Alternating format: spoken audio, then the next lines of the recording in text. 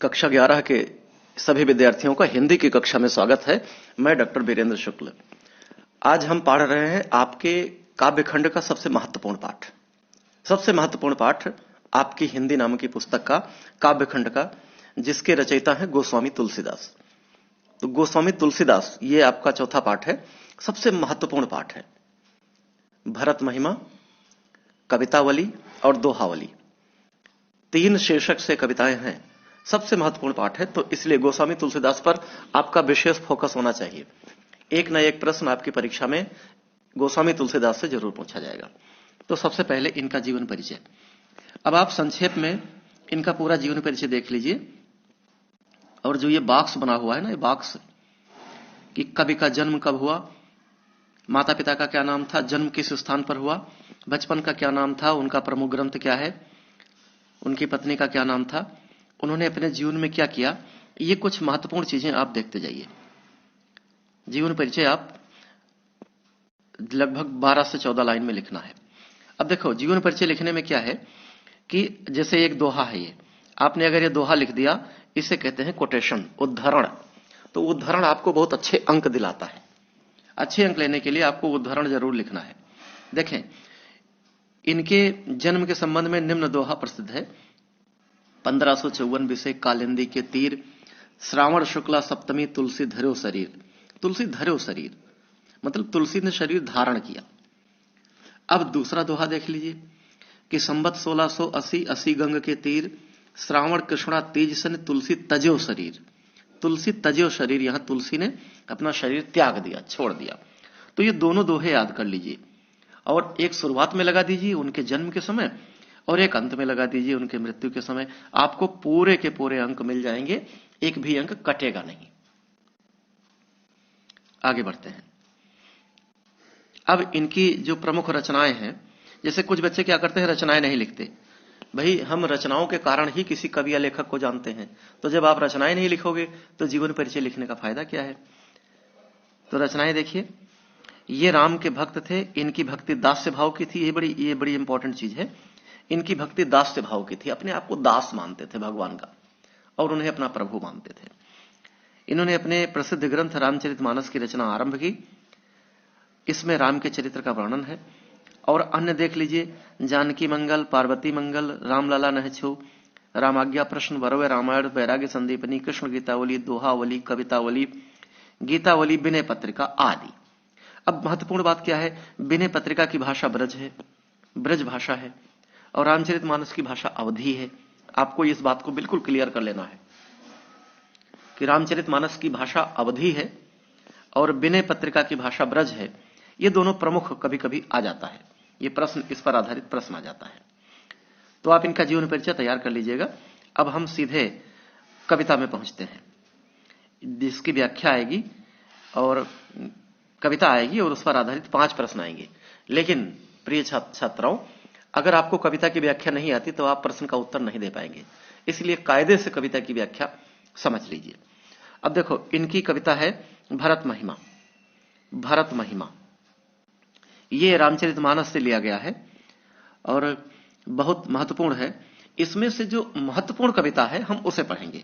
बाकी आप अपनी गाइड से, अपने मॉडल पेपर से आप इसकी पूरी व्याख्या देख लीजिएगा। बहुत मजेदार चीज है, बहुत सरस है। रामकथा वैसे ही बहुत सरस है, लेकिन जो इंपॉर्टेंट है, जो महत्वपूर्ण है परीक्षा के लिहाज से, हम उस कविता को पढ़ते हैं। तो भरत महिमा की उस कविता को हम तलाशते हैं जो आपकी परीक्षा के लिहाज से बहुत इंपॉर्टेंट है। अब देख लीजिए कि ये कविता दोहा नंबर 5, दोहा नंबर 5 जो आपकी पुस्तक में है, दोहा देखो, 2 लाइन का दोहा, 4 लाइन की चौपाई। दोहे की परिभाषा, चौपाई की परिभाषा अगर आपको नहीं समझ में आई तो छंद के प्लेलिस्ट में जाकर छंद जरूर पढ़ लीजिएगा, उसमें आपको सारी चीजों का मामला क्लियर हो जाएगा। चलिए हम दोहा देखते हैं। भरत ही होय न राज मधु, विधि हरिहर पद पाई, कबहू की कांजी सीकरन, क्षीर सिंधु बिनसाई। भरत ही होय न राज मधु, विधि हरिहर पद पाए, कबहू की कांजी सीकरन, क्षीर सिंधु बिनसाई। देखो, भरत महिमा मतलब भरत की महिमा। देखो, राम 4 भाई थे, राम, लक्ष्मण, भरत, शत्रुघ्न, इसी क्रम से इनका नाम लिया जाता है। अगर आप ऊपर के क्रम से देखें तो राम सबसे बड़े थे, उसके बाद भरत का नंबर था, फिर लक्ष्मण थे, फिर शत्रुघ्न थे। तो लक्ष्मण और शत्रुघ्न ये सगे भाई थे, दोनों एक मां के पुत्र थे। भरत की मां का नाम कैकेयी था और राम की माता का नाम कौशल्या था। तो आप जानते हैं कि रानी कैकेयी ने राजा दशरथ से 2 वरदान मांगे, जिसमें एक से अपने पुत्र भरत को राजगद्दी और दूसरे से राम को 14 वर्ष का वनवास। उस समय राजाओं की प्रथा थी कि राजा का जो बड़ा पुत्र था वही राजा बनता था, तो इस क्रम से राम को राजा बनना चाहिए। लेकिन कैकेयी के मन में राज्य का लालच आ गया, तो उसने अपने पुत्र भरत के लिए राजगद्दी मांग ली राजा दशरथ से वरदान के रूप में, और राजा को कैकेयी का वचन मानकर उन्हें वरदान देना पड़ा। आप रामायण की कथा आप जानते ही हैं। तो उस समय भरत अपने मामा के घर थे, अपने ननिहाल थे, उन्हें सारी बातों का पता नहीं चला। राम जंगल चले गए, राजा दशरथ राम के वियोग में मर गए, प्राण त्याग दिया उन्होंने। तो जब भरत आए तो उन्हें बहुत परेशानी हुई, बहुत तकलीफ हुई, बहुत गुस्सा आया। फिर वह अपने बड़े भाई श्री राम को मनाने के लिए जंगल जा रहे हैं। वो चाहते हैं कि राम लौट कर आए और अपना सिंहासन, अपने राज्य को स्वयं वो उसके राजा बने, अयोध्या के राजा राम बने, जैसे कि उस समय राजाओं की प्रथा थी। तो जब भरत मनाने के लिए जंगल में जा रहे हैं, जहां राम चित्रकूट में निवास कर रहे थे, तो उस समय राजा लोग क्या करते थे कि अपनी सेना और इन सब के साथ चलते थे। तो भरत भी अपनी सेना के साथ और कुछ चुनी हुई टुकड़ियों के साथ गए होंगे, और माता और जितने मंत्री थे सभी माता सभी मंत्री गुरुजनों के साथ गए थे। तो राम लक्ष्मण सीता जंगल में निवास कर रहे थे। लक्ष्मण बड़े उग्र, बड़े क्रोधी स्वभाव के थे। तो उन्हें वनवासियों से पता चला कि अयोध्या के राजा भरत सेना के साथ आ रहे हैं। तो लक्ष्मण को शंका हो गई कि कहीं ऐसा ना हो कि भरत राम को मारने के लिए आ रहे हों। पहले तो उन्होंने राज्य से निकलवा दिया, अब ये सोच रहे हैं कि 14 वर्ष बाद आएगा तो ऐसा ना हो कि राज्य ले ले, इसलिए इसको खत्म करो, काटा हटाओ। तो हो सकता है सेना के साथ आ रहे हैं तो हमसे युद्ध करने के लिए आ रहे हैं। लक्ष्मण बड़े क्रोधी स्वभाव के थे, उनके मन में यह बात आ गई। राम को सब पता है कि लक्ष्मण अपने छोटे भाई भरत के मन की सारी बात जानते हैं, क्योंकि वो कहते हैं कि भरत जैसा भाई इस दुनिया में दूसरा नहीं है। लेकिन लक्ष्मण उग्र हो जाते हैं। तो लक्ष्मण कहते हैं कि हे भैया राम, देखो भरत सेना के साथ आ रहा है, उसके मन में कोई ना कोई खोट है, वो हमारे ऊपर हमला करने आ रहा है। तो आप ऐसा करो कि आप तो भाभी को लेकर कुटिया में बैठो और मैं अकेले ही भरत को पूरी सेना के साथ देख लूंगा। तब राम समझाते हैं, जो समझाते हैं उसको सुनिए। भरत ही होए न राज मधु, विधि हरिहर पद पाए, कबहु की कांजी सी करन क्षीर सिंधु बिन साई। राम कहते हैं कि हे भाई लक्ष्मण, भरत ही होए न राज मधु, राजमद माने राज्य का मद, राज्य का घमंड। भरत को राज्य का घमंड कभी नहीं हो सकता। विधि हरि हर पद पाए, विधि माने ब्रह्मा जी, हरि माने विष्णु जी, और हर माने शंकर जी। कहते हैं ना हर हर महादेव, नहाते समय आदमी को ठंड लग जाती, कहता हर हर महादेव, तो वो शंकर जी का नाम लेता है। तो विधि माने ब्रह्मा, हरि माने विष्णु और हर माने शंकर जी। राम कहते हैं कि चाहे भरत को ब्रह्मा विष्णु और महेश का ही पद क्यों न मिल जाए, उसे राज्य का घमंड कभी नहीं हो सकता। कबहू की कांजी सी करनी, कांजी सी करनी माने खटाई की बूंदों से, खटाई की बूंदों से, खट्टा चीज, चटनी जैसे मान लीजिए, तो कांजी सी करनी माने खटाई की बूंद से। क्षीर सिंधु बिनसाई, क्षीर सिंधु माने दूध का समुद्र, बिनसाई माने फट सकता है। आप जानते हैं कि दूध में अगर नींबू निचोड़ दिया जाए या कोई भी खट्टी चीज डाल दी जाए तो दूध फट जाता है। तो राम कहते हैं कि कबहू की कांजी सीकरन क्षीर सिंधु बिनसाए, क्या कभी खटाई की कुछ बूंदों से दूध का समुद्र फट सकता है? अर्थात नहीं। तो जिस प्रकार खटाई की कुछ बूंदों से दूध का समुद्र नहीं फट सकता, उसी तरह भरत को चाहे ब्रह्मा विष्णु महेश का पद क्यों न दे दिया जाए, उसे राज्य का घमंड कभी नहीं हो सकता। बहुत बड़ी बात श्री राम कहते हैं।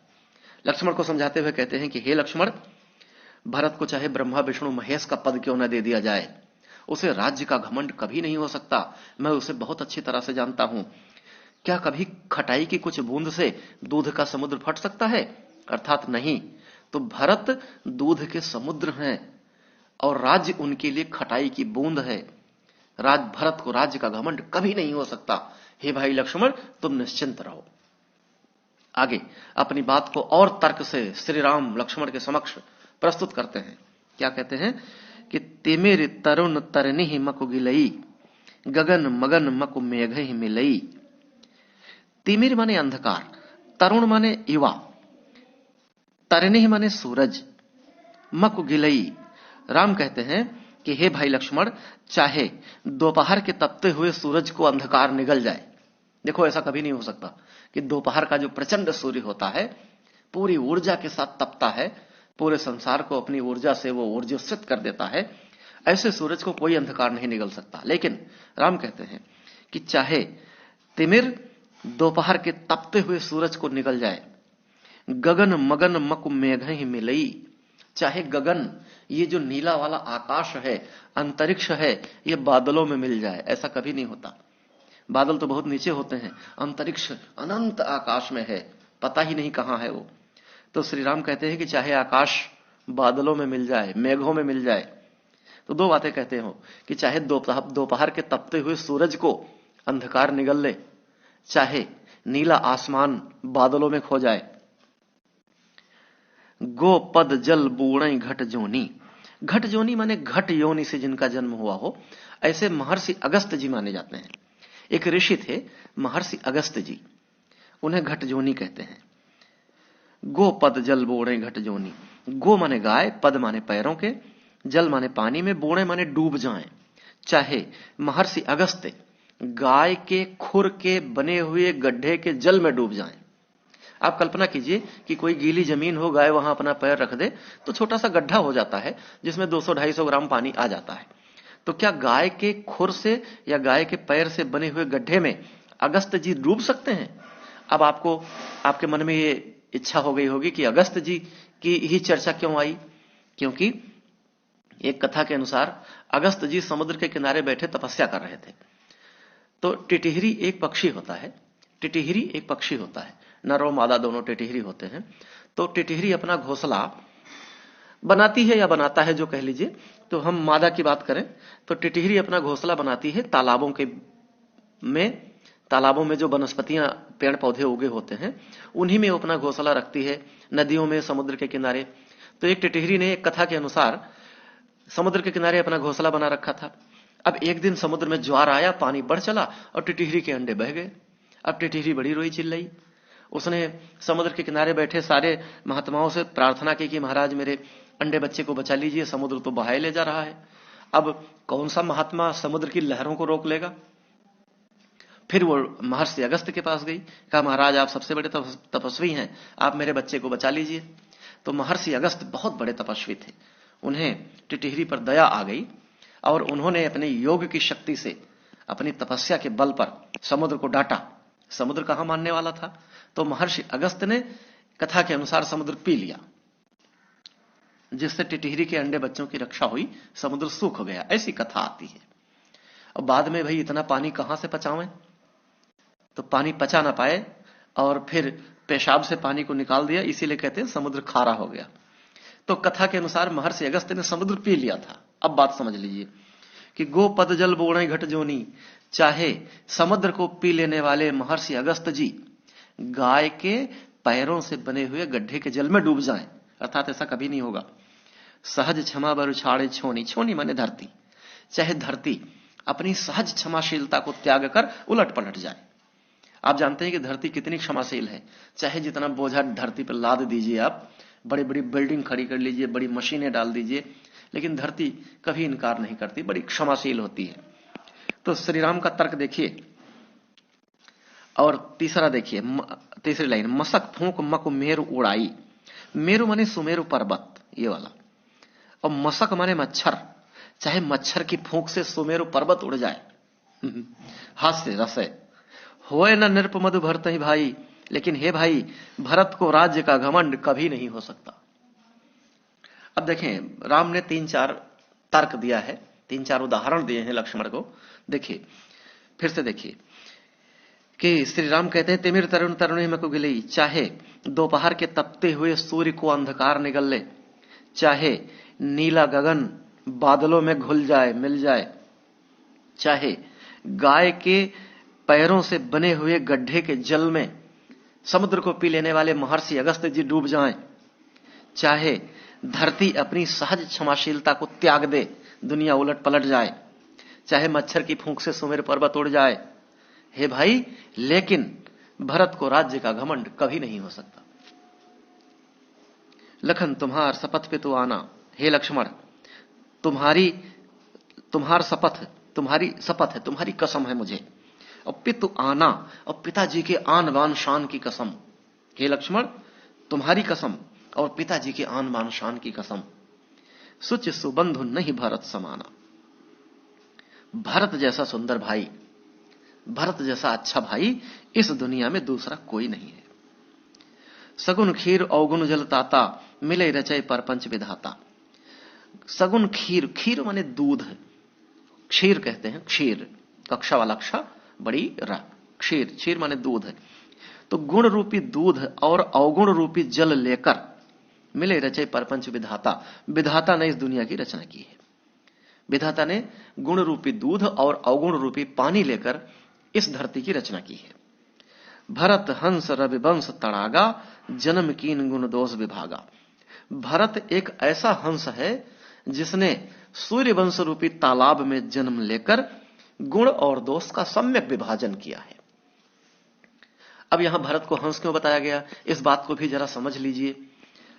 हंस एक ऐसा पक्षी होता है जो दूध और पानी को अलग अलग कर देता है कवियों की मान्यता के अनुसार। कवियों की मान्यता के अनुसार हंस नाम का पक्षी दूध और पानी को अलग अलग कर देता है। मतलब आप कटोरे में दूध पानी मिला दीजिए, कोई अलग नहीं कर सकता, लेकिन हंस दूध दूध पी लेगा, पानी पानी छोड़ देगा, ऐसा कवियों की मान्यता है, ऐसी कवियों की मान्यता है। इसलिए भरत को हंस बताया गया है। अब देखिए, फिर से देख लीजिए कि राम कहते हैं कि हे लक्ष्मण, मुझे तुम्हारी शपथ और पिताजी की आन की कसम, पिताजी की आन बान शान की कसम, भरत जैसा अच्छा भाई इस दुनिया में कोई दूसरा नहीं है। ईश्वर ने गुण रूपी दूध और अवगुण रूपी पानी लेकर इस संसार की रचना की है, और भरत रूपी हंस एक ऐसा है जिसने सूर्य वंश, रवि वंश, सूर्य, राम के वंश का नाम सूर्य वंश था, रवि वंश, तड़ागा माने तालाब, सूर्य वंश रूपी तालाब में जन्म लेकर इस भरत रूपी हंस ने कीन गुण दोष विभागा, गुण और दोष का बराबर बंटवारा किया है। कहते हैं ना कि दूध का दूध, पानी का पानी कर देना, तो यह हंस ही कर सकता है। तो भरत रूपी हंस ऐसा है, क्योंकि हंस तालाब में रहता है, तो भरत का जन्म कहां हुआ था, सूर्यवंश में। तो सूर्यवंश रूपी तालाब में भरत रूपी हंस ने जन्म लेकर दूध का दूध, पानी का पानी कर दिया है।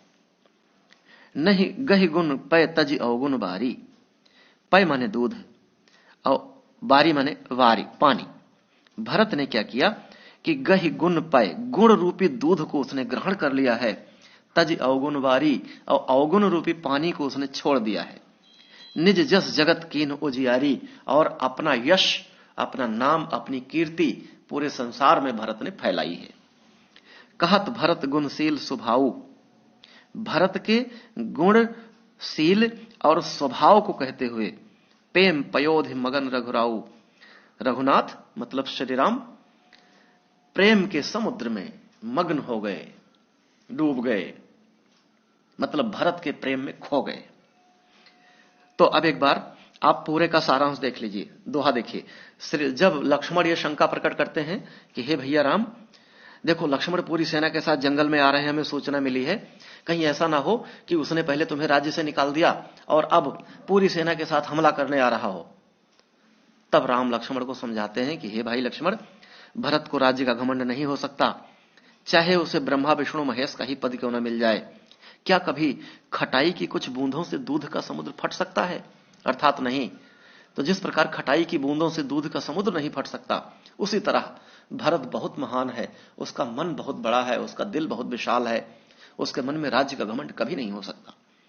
आगे चौपाई में श्री राम अपनी बात को बढ़ाते हुए कहते हैं कि हे भाई लक्ष्मण, चाहे दोपहर के तपते हुए सूरज को अंधकार निकल जाए, चाहे ये नीला आसमान मेघों में मिल जाए, चाहे समुद्र को पी लेने वाले महर्षि अगस्त्य जी गाय के पैरों से बने हुए गड्ढे के जल में डूब जाएं, चाहे धरती अपनी सहज क्षमाशीलता को त्याग कर उलट पलट जाए, चाहे मच्छर की फूंक से सुमेर पर्वत उड़ जाए, लेकिन हे भाई लक्ष्मण को, हे भाई भरत को राज्य का घमंड कभी नहीं हो सकता। हे लक्ष्मण, तुम्हारी और पिताजी की आन बान शान की कसम, मैं कहता हूं कि भरत जैसा अच्छा भाई इस दुनिया में कोई नहीं है। गुण रूपी दूध और अवगुण रूपी जल लेकर विधाता ने इस संसार की रचना की है। मतलब नेगेटिव और पॉजिटिव दोनों शक्तियां मिला करके ईश्वर ने, ब्रह्मा जी ने इस संसार की रचना की है।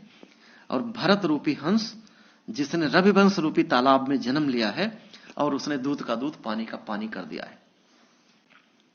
उसने गुण को ग्रहण कर लिया है, गुण रूपी दूध को ग्रहण कर लिया है और अवगुण रूपी जल को उसने त्याग दिया है। इस प्रकार उसने अपने यश को, अपने नाम को पूरे संसार में फैलाया है। इस प्रकार भरत के गुणशील और स्वभाव का बखान करते हुए श्री राम प्रेम के समुद्र में डूबने उतराने लगे, प्रेम के समुद्र में मग्न हो गए, प्रेम के सागर में खो गए। अब अगर आपको काव्य सौंदर्य लिखना हो तो पॉइंट नंबर 1, इस छंद में श्री राम ने अपने तर्क से लक्ष्मण को संतुष्ट करने का प्रयास किया है। नंबर 2, रस कौन सा है? इसमें एक हास्य रस है ना, मच्छर की फूंक से सुमर पर्वत उड़ जाए, तो हास्य रस तो है ही। छंद दोहा और चौपाई दोनों है, ऊपर वाला दोहा, नीचे वाली चौपाई। और अलंकार तो बहुत हैं, अनुप्रास और रूपक इसमें भरा पड़ा है। और उसके बाद उदाहरण अलंकार भी है, श्री राम ने उदाहरणों के माध्यम से इसे समझाया है। और भाषा है अवधि, गुण है माधुर्य और प्रसाद, और शब्द शक्ति है लक्षणा। इस तरह आप काव्य सौंदर्य लिख सकते हो। और अगर संदर्भ लिखना हो तो प्रस्तुत पद्य खंड हमारी पाठ्यपुस्तक हिंदी के भरत महिमा नामक शीर्षक से लिया गया है। इसके रचयिता गोस्वामी तुलसीदास जी हैं।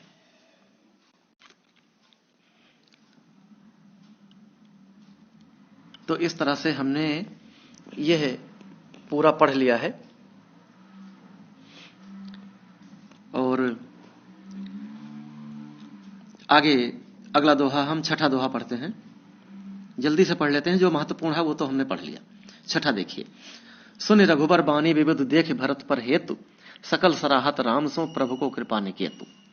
इस तरह रघुवीर की वाणी को सुनकर और भरत पर उनका अटूट प्रेम देखकर सारे देवता श्री राम की सराहना कर रहे हैं, उनकी प्रशंसा कर रहे हैं और भगवान को कृपा निकेत कह रहे हैं कि हे भगवान, आप सब पर कृपा करने वाले हो, आप भरत के मन की सारी बात जानते हैं।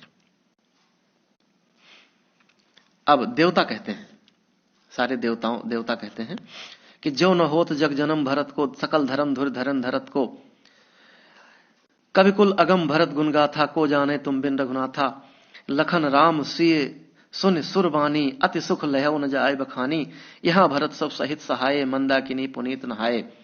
तो देवता कहते हैं जो न होत जग जन्म भरत को, बहुत प्यारा अनुप्रास देखिए, जग जन्म भरत को, सकल धर्म धुर धरन धरत को, लगातार ध ध ध ध कई बार आ रहा है, यहां बहुत प्यारा अनुप्रास बन रहा है। तो देवता कहते हैं कि यदि भरत का इस धरती पर जन्म नहीं हुआ होता तो संपूर्ण धर्मों की धुरी को इस धरती पर कौन धारण करता। कवियों के लिए भरत की गाथा कहना बहुत अगम है, अर्थात किसी भी कवि के लिए भरत के स्वभाव का वर्णन करना असंभव है। हे रघुनाथ, आपके बगैर भरत के मन को कोई नहीं जानता। इस तरह देवताओं की वाणी सुनकर राम, लखन और सीता अति सुख लहौ न जाए बखानी, बहुत प्रसन्न हुए। तुलसीदास कहते हैं कि राम, सीता और लक्ष्मण बहुत प्रसन्न हुए, उनके मन की बात को कहा नहीं जा सकता, इतने प्रसन्न हुए देवताओं की वाणी को सुनकर। यहां भरत सब सहित सहाय। अब भरत की बात देखें, भरत सारे लोगों के साथ यहां आए थे। मंदाकिनी पुनीत नहाए, मंदाकिनी माने गंगा जी, पवित्र गंगा जी में भरत ने अपने सभी परिजनों के साथ स्नान किया। आगे बढ़ते हैं। सरित समीप राख सब लोगा, सरित समीप राख सब लोगा, सरिता के किनारे सभी लोगों को रोक दिया। मांग मातु गुरु सचिव नियोगा, मातु माने मां, गुरु माने गुरु, सचिव माने मंत्री। अपनी तीनों माताओं से, गुरुओं से और अपने मंत्रियों से भरत ने आज्ञा मांगी और सबको वहीं रोक दिया। चले भरत जहां सी रघुराई, भरत वहां चले जहां पर सीता और राम निवास कर रहे हैं। साथ निषाद नाथ लघु भाई, भरत के साथ लघु भाई माने उनके छोटे भाई शत्रुघ्न थे और निषाद राज थे। उस इलाके में निषादों का जो राजा था, निषाद राज, वह उनके साथ था। तो भरत निषाद राज और अपने छोटे भाई के साथ चले, बाकी सबको वहीं गंगा के किनारे रोक दिया। समझ मातु कर्तव्य सक चाही, अपने माता के, अपनी माता कैकेयी ने जो किया था, मतलब राम को जो वनवास दिया था, उस बात को याद कर भरत के मन में बड़ा संकोच है, बहुत खिसिया रहे हैं। करत कुतरक कोटि मन माही, अपने मन में तरह तरह के तर्क भरत करते हुए चल पड़े। राम लखन सिय सुनि मम नाऊं, उठ जन अनत जाहि तज ठाऊं। अपने मन में भरत तर्क कहते हैं कि कहीं ऐसा ना हो कि राम लक्ष्मण और सीता मेरे आगमन की बात सुनकर चुपचाप वहां से भाग जाएं, मुझे छोड़कर चले जाएं, कहीं ऐसा ना हो, क्योंकि राम मुझसे घृणा करते होंगे। भरत अपने मन में इस तरह की बातें सोच रहे हैं। आगे दोहा देखिए, 7वां दोहा, भरत और क्या सोच रहे हैं सुनिए कि मां तुमते मनि मानि मोहि, जो कुछ कहीं सो थोर, अघ अवगुण क्षमि आदर समझ आपनी ओर। अनुप्रास देखिए, मां तुमते मह मानि मोहि, लगातार 5 बार मामा आ रहा है, बहुत प्यारा अनुप्रास है। भरत कहते हैं कि मातु मते मह मानि मोहि, मोहि माने मुझे, मानि माने मानकर, मातु मते माने माता के मत का। अगर श्री राम मुझे ये मानेंगे कि मैं अपनी मां के साथ हूं, मतलब मेरी भी इच्छा थी कि राम को जंगल वनवास मिल जाए, जो कुछ करहीं सो थोर, तो जो कुछ मेरे साथ चाहे जैसा व्यवहार करें सब थोड़ा होगा, मैं सब सह लूंगा। भरत कह रहे हैं कि यदि राम के मन में यह इच्छा होगी कि भरत अपनी मां कैकेयी की तरह है, तो मेरे ऊपर जो भी मेरे साथ बर्ताव करें मुझे कोई दिक्कत नहीं। अघ अवगुण क्षमि आदर ही, और अगर मेरे पापों को, मेरे अवगुणों को क्षमा करके मुझे आदर देंगे, मुझे अपनी ओर का समझेंगे, तो मैं धन्य हो जाऊंगा। ये भरत सोच रहे हैं। आगे क्या सोचते हैं देखिए, जो परिहर मलिन मन जानी, यदि मुझे मलिन मन वाला जानकर मुझे त्याग देंगे तो भी मुझे मंजूर है। जो सन्मान ही सेवक मानी, अगर मुझे अपना सेवक मानकर पूरा मान देंगे तो मेरे लिए और मुझे चाहिए ही क्या। इस तरह भरत सोचते हुए चल रहे हैं। मोरे शरण राम की पनही, पनही माने जूता, चप्पल, मेरे शरण राम की जूते मुझे चाहिए और कुछ नहीं चाहिए। मतलब उनके पैर मुझे चाहिए, मैं तो उनके पैर पकड़ लूंगा, मैं उनके शरण में चला जाऊंगा। राम सुस्वामी दोस्त सब जन ही, राम बहुत अच्छे मालिक हैं, स्वामी हैं सबके, वो मेरा सारा दोष, मेरा सारा गुण सब जानते हैं।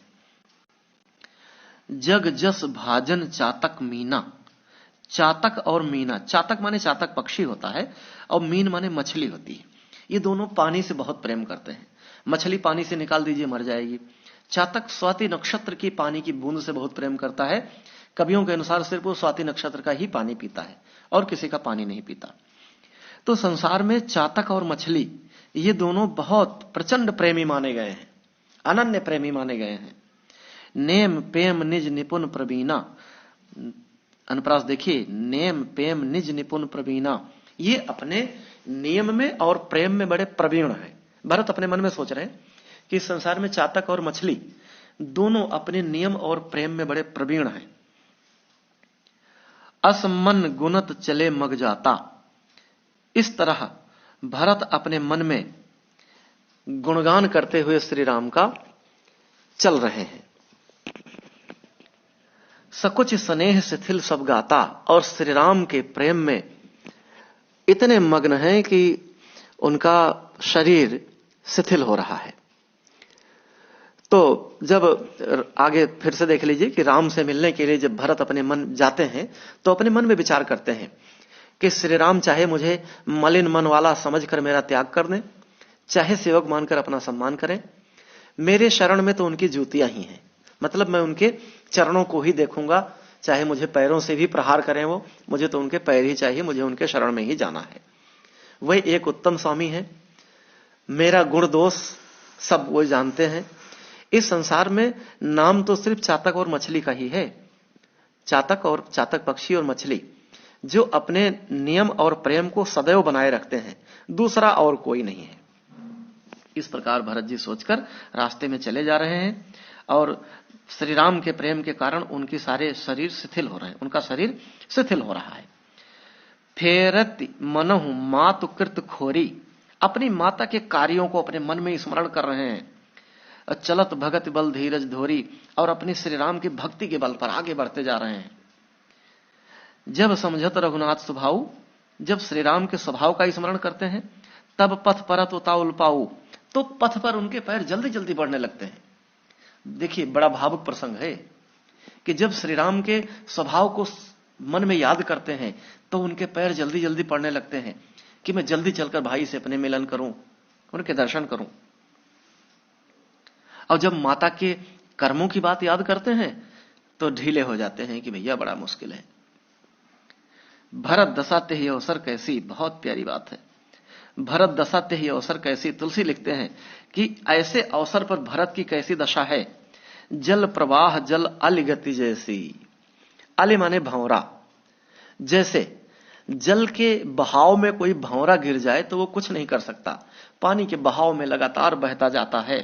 उसी तरह भरत की दशा ऐसी है जैसे कोई जल में कोई भंवरा गिर गया हो, पानी जिधर ले जाएगा उधर जा रहा है।